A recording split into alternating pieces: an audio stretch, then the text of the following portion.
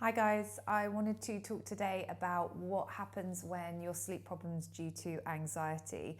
So one of the main reasons we get insomnia is due to stress and anxiety. They seem to come first, not in every case, but in some. Or rather, sometimes the sleep problem does come first, but then the anxiety and the stress follows. So one big question I get a lot is, what if anxiety is causing me to be awake at night?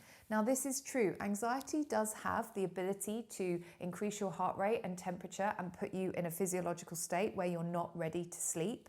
But also it's true that even if you are extremely anxious, if you've got a strong sleep drive that's there all the time, then the anxiety hasn't got the ability to turn it into a habitual sleep problem if you're looking after your sleep. So for example, it's totally normal to have a stressful time during anxiety, to start to get sleep problems during anxiety. But when the anxiety goes, usually the sleep problems should go too.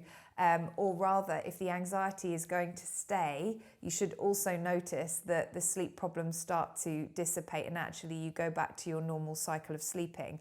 That would be assuming you didn't change your sleeping behavior. The problem is that most of us do. So when we can't sleep at night because of the anxiety, we might lie in, we might dilute our sleep opportunity by going to bed early and all sorts of other things to try to give ourselves more of a chance because we know the anxiety is going to play a part in this. When the reality is, if you could just keep your sleep drive strong without even targeting the anxiety, you can actually make yourself feel a lot better before you go to bed. And actually the anxiety hasn't got such a hold on you when you've got a nice strong sleep drive working for you. So that's one way of looking at it. The other way of looking at it is obviously if it's a fairly new problem and you've just got the anxiety, then it is important to look at anxiety reduction techniques and really helping to resolve that anxiety in the first instance.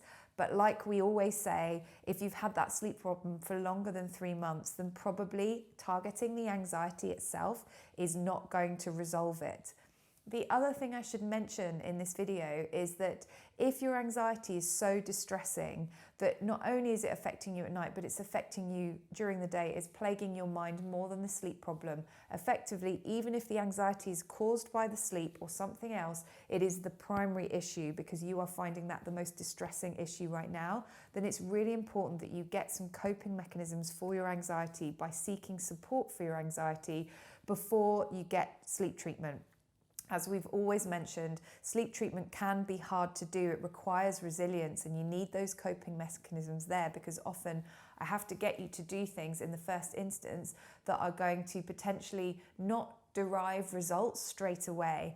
And if you can't see those results straight away and your anxiety starts to come into play because your ideologies around sleep are potentially wrong and your anxiety starts telling you things that aren't real, then it can become very stressful and you can make the anxiety a little bit worse.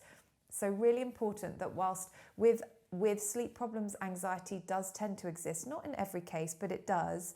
If it has got to the point where your anxiety is taking over your life, so it's not the sleep problem now, it's the anxiety that is really plaguing you, that's when I would suggest seeking some support for the anxiety in the first instance. That does not mean we can't treat you or resolve your sleep problems. We will get to that, but it's quite important to make sure you've got coping mechanisms and some resilience in place before you take on such a large lifestyle change like changing your sleep.